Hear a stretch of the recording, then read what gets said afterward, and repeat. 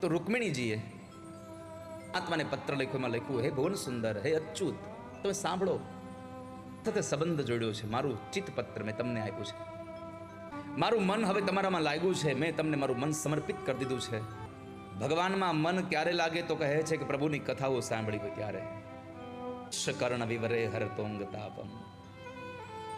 હે ભગવાન, મારું મન તમારામાં એટલા માટે લાગ્યું છે કે મેં તમારી કથાઓ સાંભળી છે, અરે હારે સંબંધ બાંધ્યો છે.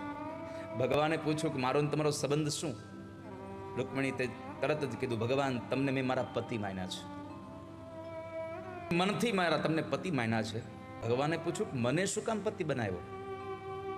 ભગવાનને જવાબ આપ્યો, પ્રભુ સાંભળો, તમને કોણ પતિ ન બનાવે? માટે કૃષ્ણ હારે લગ્ન કરી લો, એના નામની ચુંદડી ઓઢી લો, એના નામની તમારા હાથમાં મહેંદી મૂકી દો, એના નામનું પાણી ભરી લો, એના નામનો તમે સેથું પૂરી લો. જુઓ, તમે સંતોએ ભગવાનના નામની ચુંદડી ઓઢી હોય, જેણે ખાલી ભગવાનના નામની ચુંદડી ઓઢી હોય તો એની પાસે મોટા મોટા માણસો નીચે બેસી જાય છે. કેમ? આ ભગવાનનો માણસ છે વાલા. તો પરમાત્માને તમને પસંદ કરી લો.